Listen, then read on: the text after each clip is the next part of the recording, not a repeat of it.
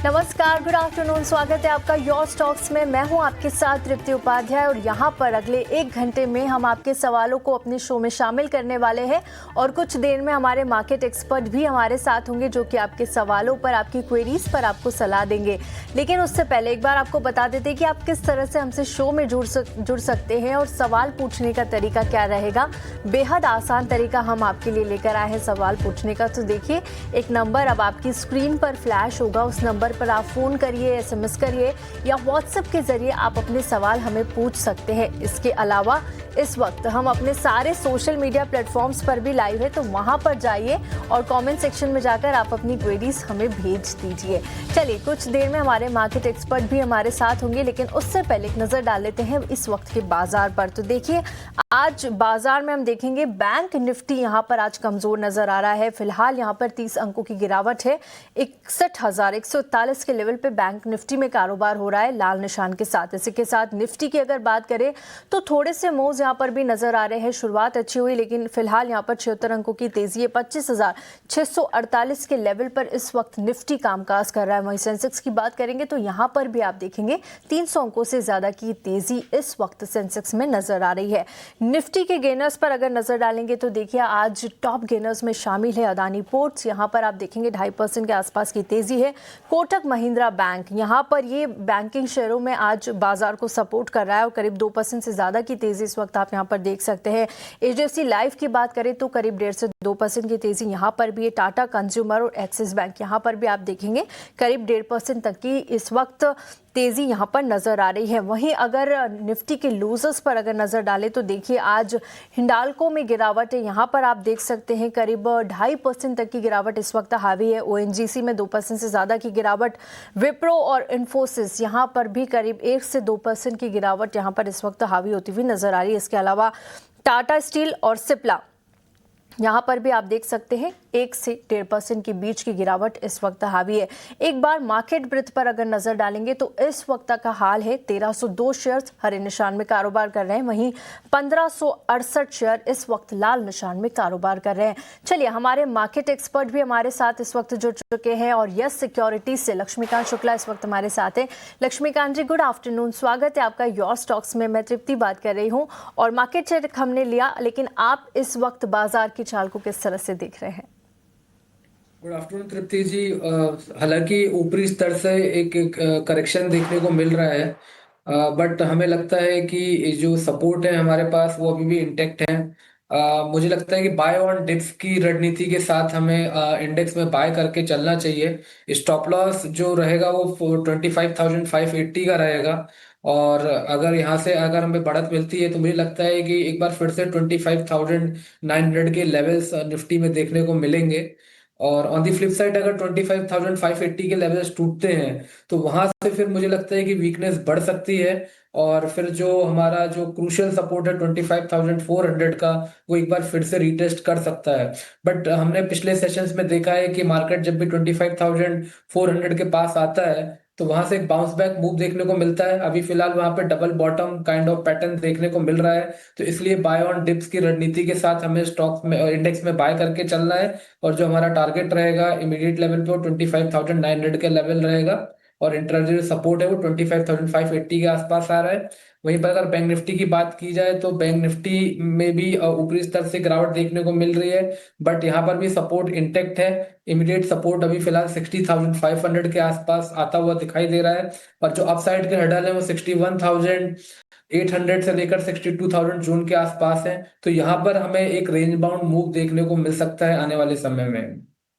कि यहाँ पर लक्ष्मीकांत जी ने इंडेक्स पर निफ्टी और बैंक निफ्टी पर अपनी राय रखी है। चलिए आगे बढ़ते हैं और अब अपने सवाल जवाब का सिलसिला शुरू करते हैं। जो पहला सवाल है वो हमें इस वक्त यूट्यूब से आया है कावेरी का, और कावेरी के पास जो शेयर्स है वो है इटर्नल के। 1000 की क्वांटिटी में शेयर्स है और 285 इनका बाइंग प्राइस है। व्यू रखा है इन्होंने अपना लॉन्ग टर्म के लिए। इटर्नल के शेयर को आज आप देखेंगे तो यहाँ पर आप देख सकते हैं 1 से 1.25% की गिरावट इस वक्त हावी होती हुई नजर आ रही है। पिछले 1 महीने की बात करें तो यहाँ पर भी थोड़ी सी रिकवरी जरूर नजर आई, लेकिन उसके बाद फिर से नीचे आता हुआ इटर्नल पिछले 1 महीने में करीब 3% तक चढ़ा, लेकिन फिर से हम निचले स्तर आते हुए नजर आ रहे हैं। इसमें फिलहाल इन्हें 18,700 का नुकसान हो रहा है क्योंकि इनका जो बाइंग प्राइस था वो 285 था और 206 66 पे इस वक्त कारोबार कर रहा है इटर्नल। लक्ष्मीकांत जी, लॉन्ग टर्म के हिसाब से इटर्नल आपको कैसा लगता है? क्या इन लेवल्स पर इन्हें बने रहना चाहिए, क्योंकि 18,000 से ज़्यादा का नुकसान झेल रही है। हाल फिलहाल में हमने थोड़ी सी खबरों के दम पे तेज़ी ज़रूर देखी थी इटर्नल में। देखिए, शॉर्ट टू मीडियम ट्रेंड की अगर बात की जाए तो वो थोड़ा सा बेरिश साइड दिखाई दे रहा है डेली के चार्ट्स पर। स्टॉक्स अभी फिलहाल अपने सभी की मूविंग एवरेज के ऊपर नीचे सस्टेन करता हुआ दिखाई दे रहा है डेली और वीकली चार्ट्स पर। So overall sentiment short to medium term bearish है और 250 का एक क्रूशियल सपोर्ट है। मुझे लगता है कि यहाँ से एक रिबाउंड हमें देखने को मिल सकता है। काफी अहम सपोर्ट है क्योंकि ये जनवरी का भी लो इसके पास बना हुआ है और वहां से हमें एक पुल बैक मूव देखने को मिला था। हालांकि ऊपरी साइड पर अगर हम देखें तो मल्टीपल रेजिस्टेंस भी देखने को मिल रहे हैं। सो मुझे लगता है कि अगर 250 के ऊपर जब तक ये ट्रेड करता है तब तक यहाँ पर उम्मीद बनी रह सकती है। हालांकि अगर हमें 250 के नीचे की क्लोजिंग मिलती है तो वहां से ये जो गिरावट है वो फिर बढ़ सकती है। फिर जो नेक्स्ट सपोर्ट है वो फिलहाल आते हुए दिखाई दे रहे हैं 235 230 के जोन के आसपास। तो अभी फिलहाल इनको 250 के स्टॉप लॉस के साथ होल्ड करने की सलाह रहेगी। और अगर फिर से स्टॉक 285 290 के लेवल्स को तोड़ता है तो वहां से फिर हमें तेजी देखने को मिल सकती है। उसके बाद जो नेक्स्ट लेवल है वो 320 325 तक के आते हुए दिखाई दे रहे हैं इंटरनल में। ठीक है, यहाँ पर 250 के स्टॉप लॉस के साथ आपको बने रहने की सलाह है। 285 290 ऊपरी स्तर यहाँ पर अहम होगा और वो टूटते हैं तो आने वाले दिनों में 300 के पार तक के लेवल्स भी यहाँ पर आपको नजर आएंगे। फिलहाल बने रहिए टनल में। चलिए आगे बढ़ते हैं और अगला सवाल भी हमें यूट्यूब से ही आया है। आशीष का सवाल है और नवी मुंबई से बात कर रहे हैं। इनके पास जो शेयर्स है वो रिलायंस के शेयर 150 की क्वांटिटी बता रहे हैं और 1550 ये अपना बाइंग प्राइस बता रहे हैं। लॉन्ग टर्म का व्यू रखते हैं आशीष और देखिए यहाँ पर इन्हें फिलहाल 20,000 से ज्यादा का नुकसान हो रहा है। आज हल्की फुल्की तेजी के साथ 1422 के लेवल पे रिलायंस कारोबार कर रहा है। लक्ष्मीकांत जी, जनवरी में हमने देखा था कि एक अच्छा मूव 1592 तक के लेवल्स यहाँ पर आए थे, लेकिन उसके बाद से लगातार यहाँ पर रिलायंस में गिरावट जारी है। हालांकि अब फिर से हम थोड़ी थोड़ी रिकवरी रिलायंस में आते हुए देख रहे हैं, लेकिन काफी निचले स्तर हमने जनवरी में यहाँ पर देखे। इन लेवल्स पर क्या करना चाहिए, क्योंकि काफी दिग्गज कंपनी है रिलायंस, इन्हें बने रहना चाहिए आने वाले दिनों के लिए?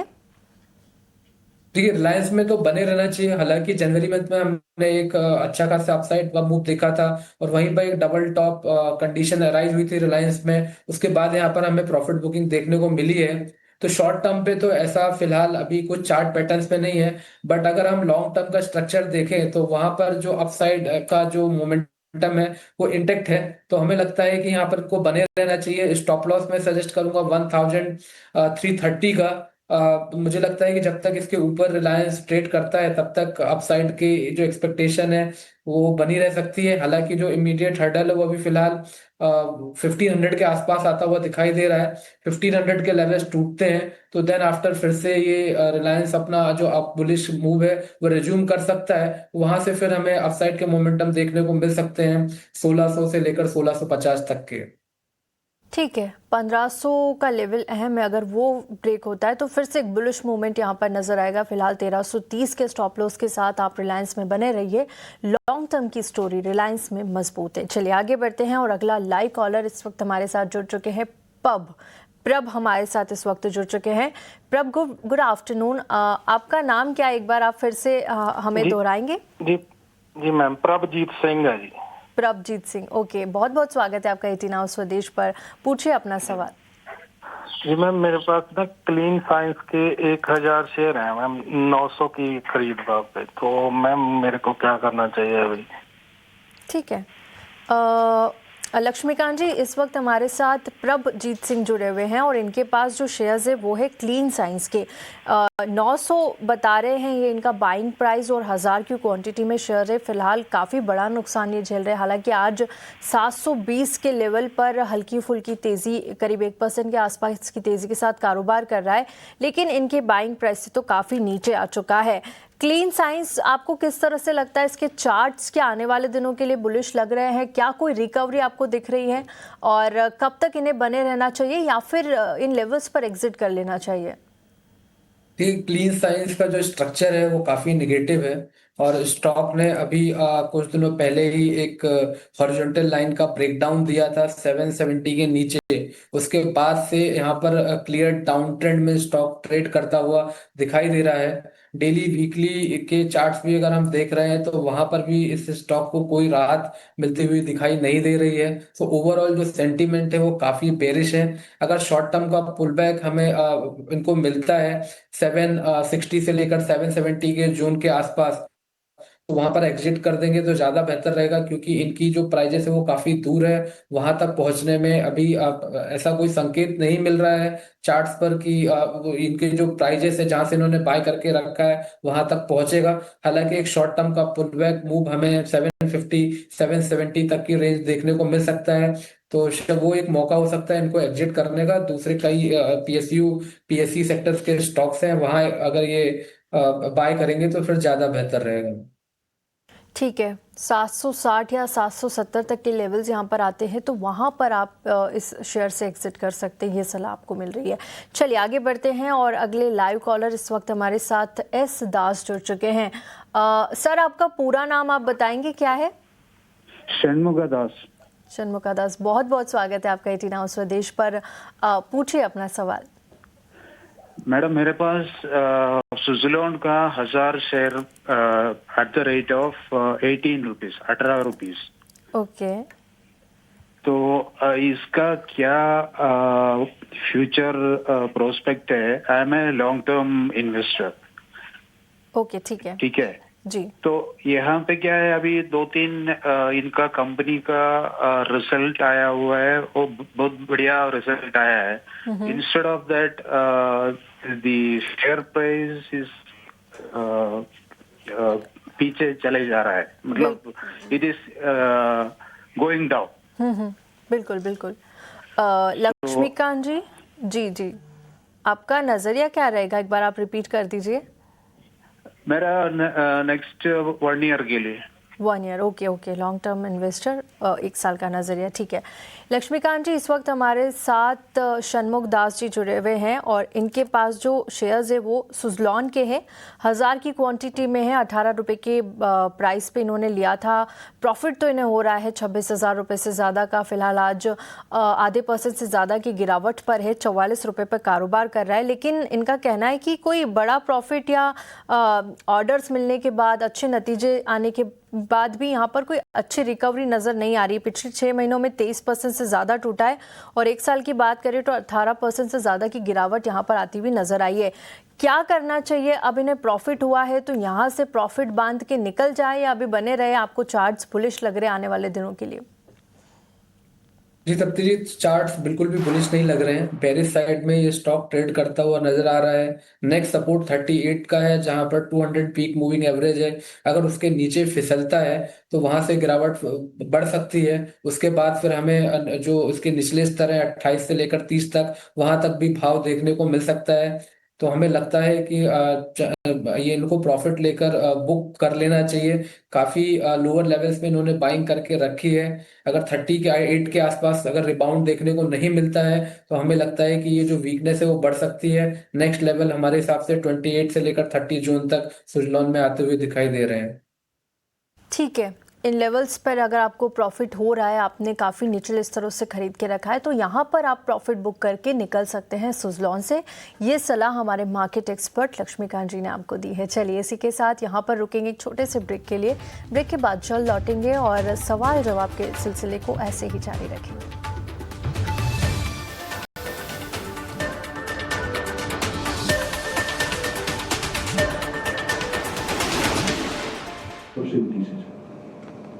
See, first of all, let me clarify that the CBDC is not for the moment. It's not a kind of a substitute for cash. Neither is it, a substitute for the other payments, fast payment systems or other payment systems. It is there, to augment these payment systems that we have in our and currency systems that we have in our country. We have done a number of technical improvements in this regard. Right now, the effort is basically to get the technical and the operational details to be done, to perfect them. And in this regard, a number of further India Premium Economy. Boarding now. मैं चलता नहीं, बढ़ता हूं शान से। ये seat नहीं। चलिए आगे बढ़ते हैं और अब YouTube से हमारे पास अगला सवाल आया है, उसे ही शामिल कर लेते हैं। हमारे पास जो सवाल आया है वो अविनाश का सवाल है। उनके पास शेयर्स है सेनको गोल्ड के, ये बता रहे हैं 400 की क्वांटिटी है, 375 इनका बाइंग प्राइस है। और आज अगर हम सेनको गोल्ड को देखेंगे, एक बार इसका प्राइस देख लेते हैं, तो देखिए यहाँ पर आज हमें थोड़ी सी तेज़ी नज़र आ रही है। 326 के लेवल पे कारोबार कर रहा है और 375 पे इन्होंने लिया था। इनके बाइंग प्राइस से तो नीचे आ चुका है सेनको गोल्ड। 19,000 से ज़्यादा का नुकसान इस वक्त अविनाश झेल रहे हैं। लक्ष्मीकांत जी, अविनाश का सवाल हमें यूट्यूब से आया है और इनके पास जो शेयर्स है वो सेनको गोल्ड के हैं। 400 ये अपना शेयर्स बता रहे हैं और 375 इनका बाइंग प्राइस है। शायद इन्होंने एक हफ्ते पहले ही ये खरीदे और फिलहाल 19,000 से ज़्यादा का नुकसान झेल रहे हैं। सेनको गोल्ड के चार्ट आपको कैसे लगते हैं? हाल फिलहाल में हमने अच्छी तेज़ी भी गोल्ड सिल्वर में यहाँ पर देखी थी। पिछले एक महीने की बात करें तो 6% से ज़्यादा चढ़ा है और 6 महीने में यहाँ पर 12% से ज़्यादा की गिरावट रही है। क्या करना चाहिए इन लेवल्स पर? आगे का चार्ट्स आपको किस तरह से नज़र आ रहा है? देखिए, जब भी स्टॉक 375 380 के लेवल्स के पास पहुंचता है, वहां से फिर इसमें मोमेंटम में एक हर्डल देखने को मिलता है और ये एक मेजर हर्डल है इस स्टॉक का। तो जब तक इसके नीचे रहता है तब तक गिरावट बनी रह सकती है। अभी फिलहाल स्टॉक अपने 200 डीएमए के नीचे ट्रेड करता हुआ नजर आ रहा है और काफी लंबे समय से यहाँ पर लोअर टॉप लोअर बॉटम के फॉर्मेशन हमें चार्ट्स में देखने को मिल रहे हैं। So overall sentiment bearish side का ही रहेगा। अगर आप आने वाले हफ्तों में ये स्टॉक 340 345 के ऊपर अगर सस्टेन नहीं करता है तो यहाँ पर फिर से गिरावट देखने को मिल सकती है। नेक्स्ट सपोर्ट जो इसका 300 के आसपास दिखाई दे रहा है वो एक मेजर सपोर्ट है। तो मुझे लगता है कि वहां से एक शॉर्ट टर्म पुलबैक मूव आने की उम्मीद हम कर सकते हैं, बट इनके प्राइजेस आने में काफी समय लग सकता है। अगर सेनको ने जल्दी ही 340 के ऊपर अगर ब्रेक थ्रू नहीं मिलता है इस स्टॉक में, तो मुझे लगता है कि अभी फिलहाल इनको 300 के स्टॉप लॉस के साथ होल्ड करने की सलाह रहेगी। अगर आने वाले समय में 340 के ऊपर ये सस्टेन करेगा तभी इनके प्राइजेस हमें देखने को मिल पाएंगे। ठीक है, 300 पर आपको यहाँ पर बने रहने की सलाह सेनको गोल्ड के लिए। आगे के लेवल्स भी आपको लक्ष्मीकांत जी ने बताए हैं, लेवल्स का ध्यान जरूर रखिएगा। चलिए आगे बढ़ते हैं और यूपीएल का शेयर आज रीस्ट्रक्चरिंग के ऐलान के बाद दबाव में दिख रहा है, जहां कंपनी भारतीय क्रॉप प्रोटेक्शन बिजनेस को डीमर्ज कर यूपीएल ग्लोबल नाम से नई लिस्टेड कंपनी इकाई बनाएगी। हमारे साथ जुड़ रहे हैं हमारे सहयोगी अभिषेक सत्यव्रतम इस खबर पर ज्यादा जानकारी के साथ। जी अभिषेक, बताएं। देखिए, यूपीएल यानी कि यूनाइटेड फॉस्फोरस लिमिटेड ने एक बड़े रीऑर्गेनाइजेशन यानी कि रीस्ट्रक्चरिंग का ऐलान किया है और कंपनी अपने भारतीय और ग्लोबल क्रॉप प्रोटेक्शन बिजनेस को मर्ज करने का प्लान इसने बनाया है। तो ये एक बड़ी रिस्ट्रक्चरिंग है क्योंकि एग्री बिजनेस को कंपनी अलग कर देगी और जो क्रॉप प्रोटेक्शन वाला सेगमेंट होगा अलग होगा और ग्लोबल सेगमेंट और इंडियन कारोबार को मिला के कंपनी एक यूपीएल ग्लोबल के नाम से कंपनी बनाएगी, जिसको अलग से लिस्ट कराने का प्लान है। और इसी के चलते आज हम देखने की शेयर में गिरावट आ रही है। इस डेवलपमेंट के बाद बाजार कुछ नए सवालों के जवाब जानना चाहता है। तो यूपीएल ग्लोबल के नाम से नई कंपनी बनेगी और इसकी लिस्टिंग होगी। यूपीएल जो कंपनी अब है एक तरह से होल्डिंग कंपनी बन जाएगी और इसमें हम देखेंगे कि डाइवर्सिफाइड एग्रीकल्चर और स्पेशलिटी केमिकल वाली ये कंपनी बनकर रह जाएगी। रिस्ट्रक्चरिंग पूरा होने और रेगुलेटरी मंजूरी मिलने में 12 से 15 महीने का समय लगेगा, ऐसा बताया जा रहा है। अब निवेशक चिंतित क्यों है इस बिजनेस रीऑर्गेनाइजेशन से? देखिए, रिस्ट्रक्चरिंग होने से कंपनी का जो कैपिटल स्ट्रक्चर है वो काफ़ी जटिल हो जाने की आशंका है, ये चिंता सता रही है। दूसरी चीज़ ये है कि कर्ज को लेकर चिंताएं कैसे दूर होगी, इसका कोई ठोस प्लान कंपनी की तरफ से अभी आया नहीं है। और जो दिसंबर 2025 तक कंपनी पर जो कुल कर्ज है वो है 23,300 करोड़ रुपए के आसपास का। तो भारी भरकम कर्ज है, थोड़ी बहुत उसमें कमी आई है, लेकिन इसको लेकर कोई ठोस प्लान नहीं है कि आगे इसको और कम कैसे किया जाएगा। दिग्गज ब्रोकरेज फर्म है नुआमा, इन्होंने इसको डाउनग्रेड किया है, डाउनग्रेड करके होल्ड की रेटिंग दे दी है यूपीएल के शेयर के लिए और टारगेट को घटा के कर दिया है 816 रुपए का। हालांकि आज हम देख रहे हैं कि शेयर गिर के लगभग 650 रुपए के आसपास आ गया है। अब जो रिस्ट्रक्चरिंग होगी वो 3 चरणों में होगी। वो क्या चरण होगी समझ लीजिए। पहले चरण में ये हो गया कि यूपीएल सस्टेनेबल एग्री सॉल्यूशन जो कंपनी है इसका यूपीएल में विलय किया जाएगा और यूपीएल सस्टेनेबल एग्री सॉल्यूशन में जो यूपीएल की जो हिस्सेदारी है वो है लगभग 91% के आसपास की। दूसरे चरण में इंडिया क्रॉप प्रोटेक्शन बिजनेस को कंपनी डीमर्ज करेगी, अलग करेगी और यूपीएल ग्लोबल नाम की एक नई कंपनी बनाई जाएगी जिसमें कि ग्लोबल क्रॉप प्रोटेक्शन बिजनेस को भी उसमें डाला जाएगा। यूपीएल क्रॉप प्रोटेक्शन होल्डिंग जो है इसका यूपीएल ग्लोबल में विलय किया जाएगा। यूपीएल क्रॉप प्रोटेक्शन में यूपीएल की जो हिस्सेदारी है लगभग 78% के आसपास का है। तो ये 3 चरणों में ये पूरी रिस्ट्रक्चरिंग रीऑर्गेनाइजेशन होगा और उसके बाद हम देखेंगे कि यूपीएल ग्लोबल को अलग से लिस्ट कराया जाएगा और अब से लेकर लिस्टिंग में 12 से 15 महीने का समय लगने की उम्मीद है।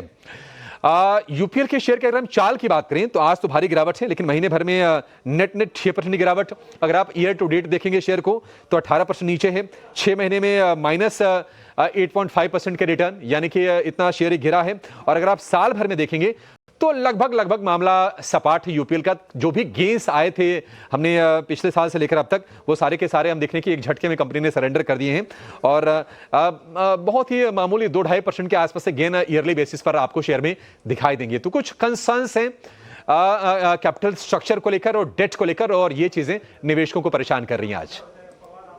अभिषेक, बहुत बहुत शुक्रिया आपका इस पूरी जानकारी के लिए। चलिए आगे बढ़ते हैं और एक राय अब टेक्निकल व्यू लक्ष्मीकांत जी से भी ले लेते हैं इस वक्त।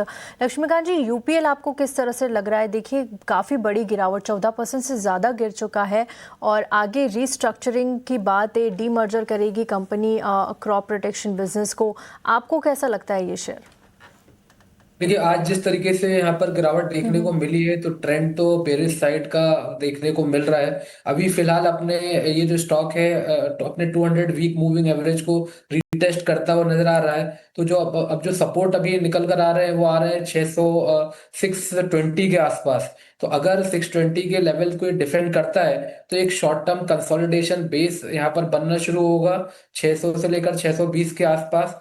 और फिर वहां से अगर कोई पॉजिटिव टिकर आता है तो short term pull back move हमें देखने को मिलेगा 690 से लेकर 700 जून के आसपास।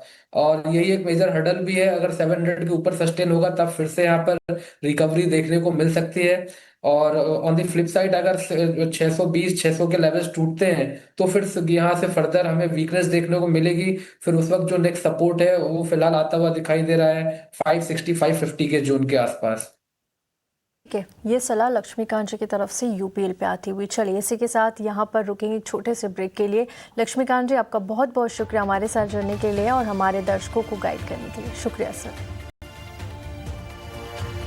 यहाँ पर रुकेंगे एक छोटे से ब्रेक के लिए और ब्रेक के बाद जल्द लौटेंगे, सवाल जवाब का सिलसिला शुरू करेंगे एक नए मार्केट एक्सपर्ट के साथ। जल्द लौटते हैं।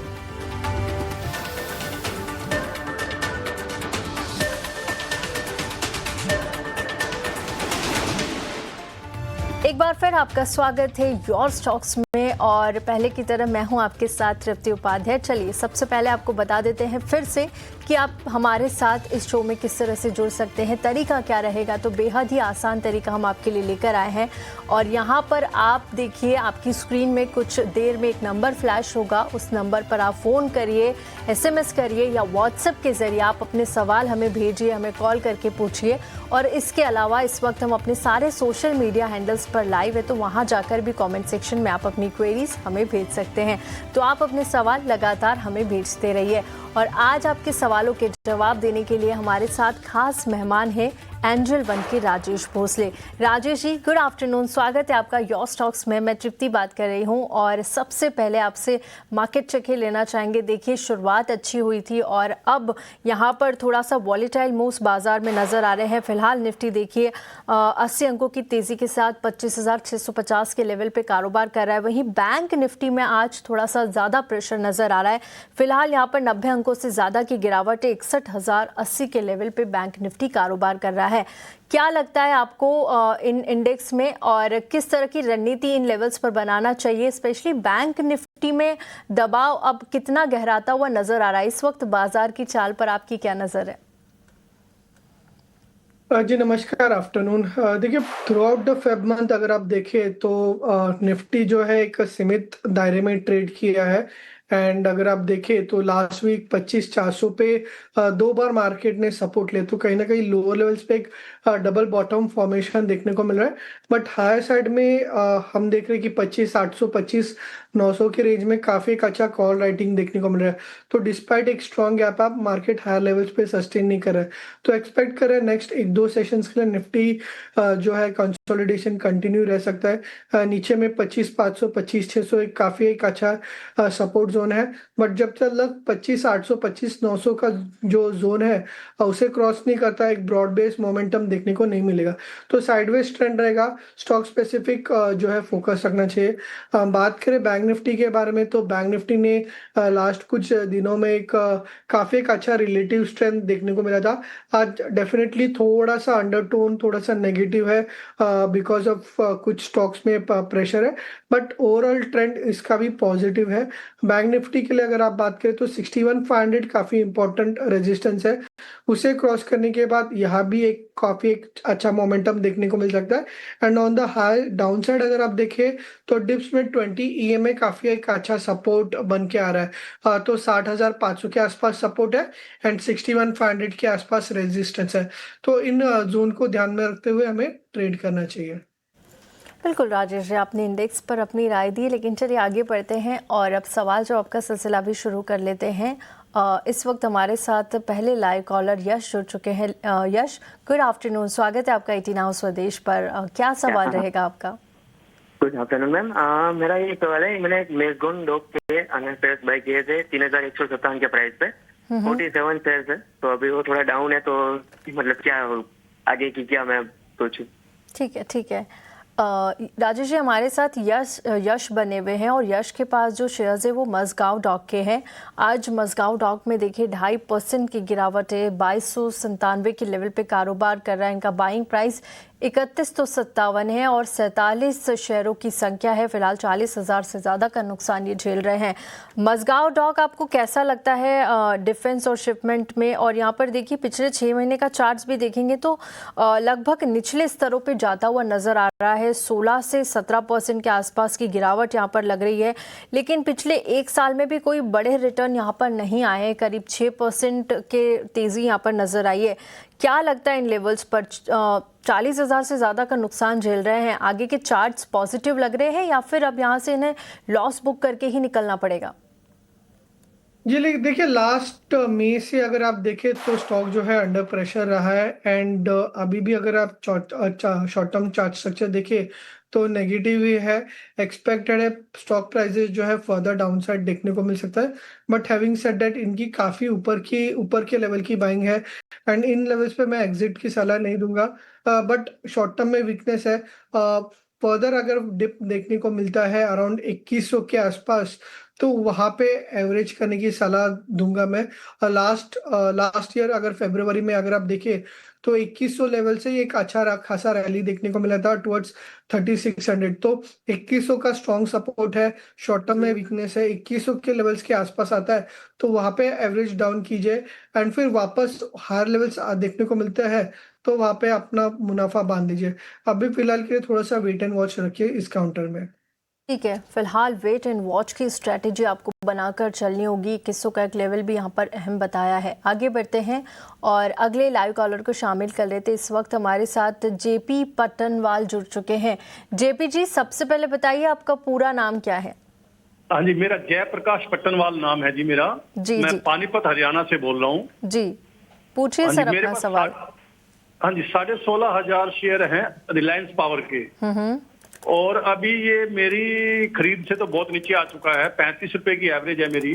ठीक है, तो मैं जानना चाहता हूँ क्या 52 वीक लो पे चल रहा है ये, मैं कुछ और ऐड कर सकता हूँ क्या इसमें? और इसका फंडामेंटल्स के बारे में भी थोड़ी सी जानकारी चाहता हूँ मैं। ठीक है, और मेरा 6 महीने का व्यू है। 6 महीने का व्यू है, ठीक है। हाँ जी, ठीक है सर। हमारे साथ राजेश जी इस वक्त जयप्रकाश पट्टनवाल जी जुड़ चुके हैं, पानीपत हरियाणा से बात कर रहे हैं और इनके पास रिलायंस पावर के शेयर है, 16,500 की क्वांटिटी में है और 35 रुपए के भाव से खरीदे थे। शॉर्ट टर्म का व्यू है, लेकिन इनके बाइंग प्राइस से करीब 1.5 से 2% की गिरावट है और काफ़ी नीचे आ चुका है। अगर आज हम रिलायंस पावर का शेयर देखेंगे तो 25 रुपए पे कारोबार करता हुआ दिख रहा है। इनके बाइंग प्राइस से नीचे है, शॉर्ट टर्म का व्यू रखना चाहते हैं, लेकिन ये पूछना चाह रहे हैं इसके फंडामेंटल्स भी एक बार अगर आप बता सकते तो बताइए। चार्ट्स आने वाले दिनों के लिए किस तरह से नजर आ रहे हैं, लेकिन इन्हें काफी नुकसान हो रहा है। इसके बावजूद ये पूछना चाहते हैं कि एड ऑन कर सकते हैं या फिर किन लेवल्स पर इन्हें एवरेजिंग करना चाहिए। जी देखिए, ओवरऑल मैं अवॉइड की सलाह दूंगा। फ्रेश लॉन्ग्स भी ऐड करने को मैं अवॉइड करूंगा, क्योंकि ओवरऑल टेक्निकली या फंडामेंटली भी अगर आप देखें तो स्टॉक अंडर प्रेशर है, कोई मेजर रिवर्सल के संकेत नहीं दिखाई दे रहे। तो मैं सलाह दूंगा कि कोई भी बाउंस आता है, बाउंस में 32 के आसपास एग्जिट कीजिए। यहाँ पे 200 वीकली मूविंग एवरेज है, तो in the near term expect नहीं करें कि 32 के लेवल, ये 32 के ऊपर ये सस्टेन कर पाएगा। तो 32 एक मेजर ब्रेकडाउन है। कोई भी बाउंस आता है तो वहां पे एग्जिट कीजिए। एग्जिट करके मैं सलाह दूंगा कि जो प्रोमिनेंट नेम्स है, जैसे कि एनटीपीसी हुआ या फिर टाटा पावर हुआ, तो इन स्टॉक्स का अगर चार्ट स्ट्रक्चर देखें या फंडामेंटल भी देखें तो काफी एक अच्छा इनर रिलेटिव स्ट्रेंथ दिखाई दे रहा है। तो आर पावर में कोई मेजर आउट परफॉर्मेंस नहीं एक्सपेक्ट करे, तो यहाँ से 32 के बाउंस में एग्जिट करने की सलाह दूंगा। एनटीपीसी या टाटा पावर काफी मजबूत लग रहे हैं, वहां पे स्विच ऑन करने की सलाह दूंगा मैं। ठीक है, एनटीपीसी और टाटा पावर के चार्ट्स मजबूत है, वहां पर आप स्विच कर सकते हैं। यहाँ पर आपको एग्जिट की सलाह मिलती हुई लेवल्स आपको बताएं, उन लेवल्स पर आप एग्जिट करिए और दूसरी जगह आप अपना इन्वेस्टमेंट लगाइए। चलिए इसी के साथ यहाँ पर आगे बढ़ेंगे और आईडीएफसी फर्स्ट बैंक का शेयर आज चंडीगढ़ ब्रांच में 590 करोड़ रुपए के फ्रॉड की जानकारी के बाद तेज गिरावट दिखा रहा है, जहां बाजार खुलते ही शेयर में 20% का लोअर सर्किट लगा और बड़ी ब्लॉक डील्स देखने को मिली। हमारे साथ जुड़ रही हैं इस वक्त मानसी, जो इस पूरे मामले पर और जानकारी देगी। जी मानसी, बताएं क्या है ये पूरा मामला। जी बिल्कुल, काफी इम्पोर्टेंट है ये जानना, क्योंकि इस पर अब बैंक की तरफ से भी कॉन कॉल और उसके बाद प्रतिक्रियाएं आई हैं। आखिरकार ये पूरा मामला आईडीएफसी फर्स्ट बैंक से जुड़ा क्या है, ये समझने की कोशिश करते हैं। बड़ी गिरावट शेयर में 590 करोड़ के फ्रॉड का खुलासा हुआ है और ये 3 साल में सबसे बड़ी गिरावट आईडीएफसी फर्स्ट बैंक के स्टॉक प्राइस ने देखी है।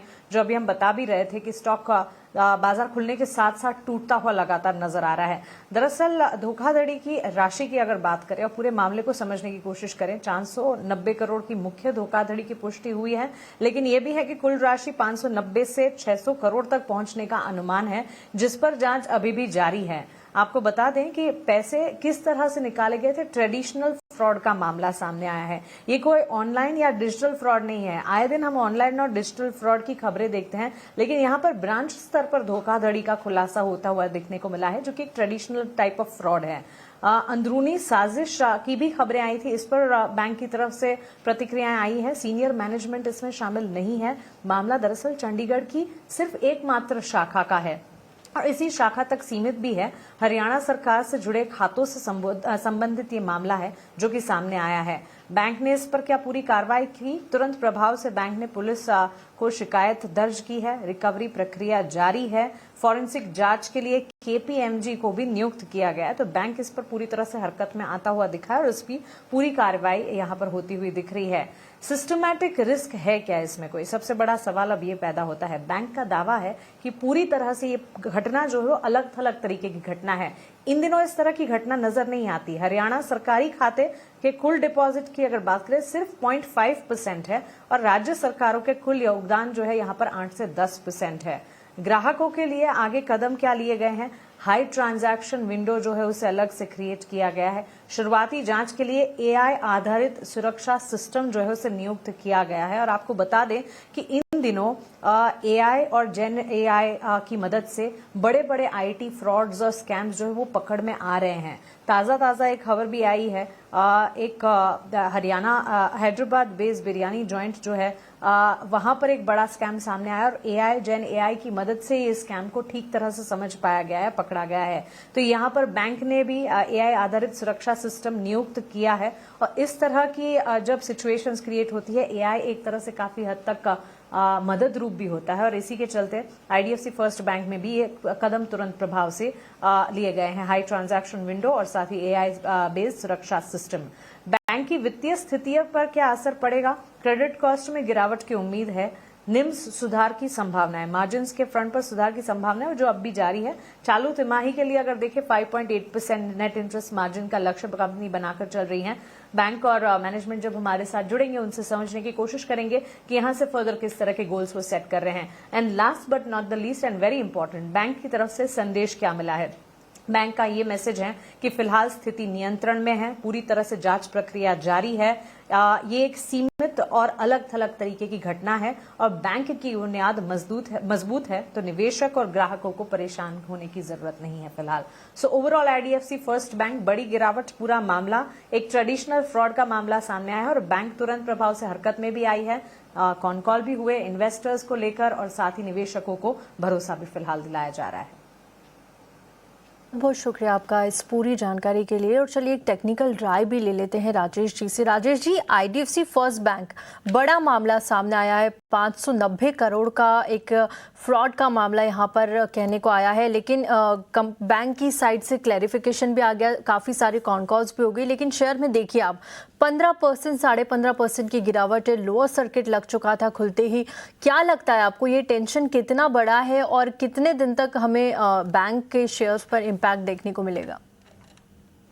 जी देखिए, एक नेगेटिव मोमेंटम जो है चार्ट्स में ट्रिगर हुआ है। डेफिनेटली जो मैनेजमेंट है उनके और से क्लैरिफिकेशन आ गया है, बट जनरली जब भी ऐसे न्यूज़ आते हैं तो स्टॉक जो है थोड़ा सा अंडर प्रेशर रहता है, वॉलेटाइल रहता है, तो एक्सपेक्टेड है तो ये जो अंडर परफॉर्मेंस है कंटिन्यू हो सकता है। स्टॉक जो है आने वाले दिनों में वापस 65 से 60 के लेवल्स रिटेस्ट कर सकता है। तो अभी फिलहाल जब तक कोई स्टेबिलिटी नहीं आती इस काउंटर में थोड़ा सा अवॉइड की ही सलाह दूंगा। नीचे में आने वाले दिनों में पॉसिबली 65 के से 60 के जो जोन है देखने को मिल सकते हैं।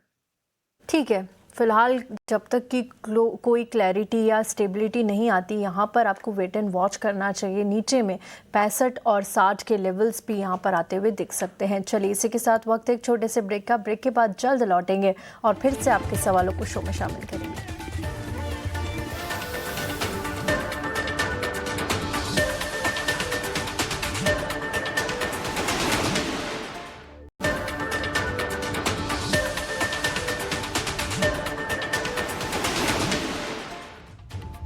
Welcome back. और चलिए अब वक्त हो गया है हमारे खास सेगमेंट ऑप्शंस के चैंपियन का।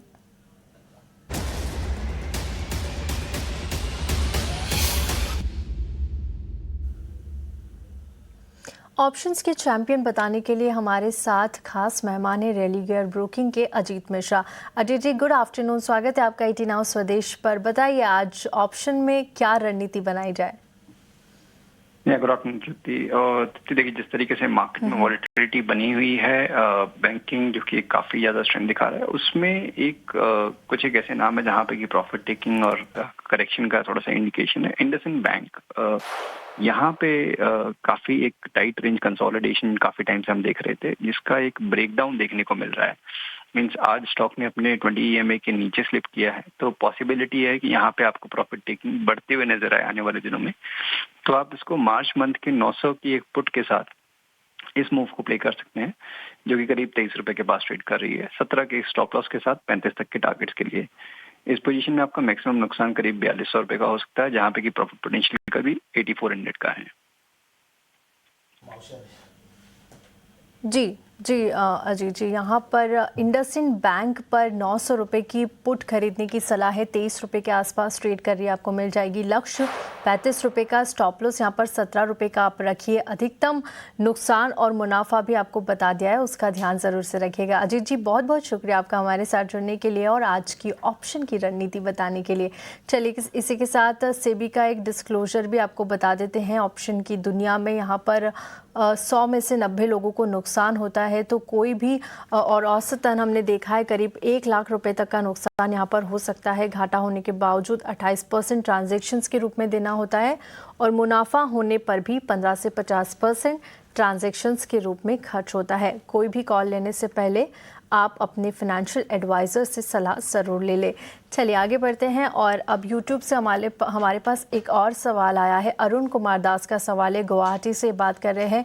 कल्याण ज्वेलर्स के शेयर्स है, नंबर ऑफ शेयरों की संख्या 90 है और अक्टूबर में इन्होंने खरीदे थे 611 के प्राइस पर। कल्याण ज्वेलर्स आज देखेंगे हम यहाँ पर इसका प्राइस, और कल्याण ज्वेलर्स का अगर प्राइस देखेंगे आप तो थोड़ा सा यहाँ पर आज देख सकते हैं हल्की फुल्की ही तेज़ी यहाँ पर नज़र आ रही है। 611 के बाइंग प्राइस पे इन्होंने खरीदे थे और शेयरों की संख्या 90 बता रहे हैं। क्या सलाह होगी यहाँ पर राजेश जी, क्या करना चाहिए इन लेवल्स पर इन्हें? कल्याण ज्वेलर्स के चार्ट्स आपको किस तरह के लग रहे हैं? अरुण का सवाल है हमें और गुवाहाटी से इन्होंने हमें सवाल भेजा है। देखिए, दो एक इंटरेस्टिंग मंथ रहे हैं कल्याण ज्वेलर्स के लिए। जैन में एक वर्टिकल फॉल देखने को मिला था 550 के लेवल से, बट फरवरी में एक काफ़ी एक शार्प रिकवरी देखने को मिली है। इनफैक्ट 9 फेब को एक स्ट्रॉन्ग बुलिश गैप रह गया एंड वो गैप अभी भी होल्ड कर रहा है। एंड अगर आप देखें तो कहीं ना कहीं एक पॉजिटिव बेस जो है कल्याण ज्वेलर्स में देखने को मिल रहा है। तो अभी फिलहाल के लिए मैं होल्ड की सलाह दूंगा। नीचे में अगर आप देखें तो 380 390 के आसपास एक काफ़ी अच्छा बेस बन रहा है। एक्सपेक्टेड स्टॉक जो है यहाँ से बाउंस बैक कर सकता है टुवर्ड्स 465 से 475 के जोन में। यहाँ पे चार्ट्स को रीचेक करना होगा। यहाँ पे अगर पॉजिटिव मोमेंटम कंटिन्यू रहता है तो पॉसिबली 525 के लेवल्स भी देखने को मिल सकता है। तो अभी फिलहाल जो है स्टॉक एक बेस पे है, तो फिलहाल के लिए होल्ड करने की सलाह दूंगा मैं। एक बेस पर ट्रेड कर रहा है तो यहाँ पर आपको होल्ड करने की सलाह कल्याण ज्वेलर्स में। चलिए इसी के साथ योर स्टॉक्स को यहीं समाप्त करेंगे। राजेश जी, बहुत बहुत शुक्रिया आपका हमारे साथ जुड़ने के लिए और हमारे दर्शकों को गाइड करने के लिए और उनको सलाह देने के लिए। शुक्रिया सर। चलिए मुझे भी योर स्टॉक से दीजिए इजाज़त, लेकिन आप कहीं मत जाइएगा। एक छोटा सा ब्रेक लेंगे और ब्रेक के बाद आपके लिए लेकर आएंगे स्टॉक्स फटाफट। बने रहिए। नमस्कार।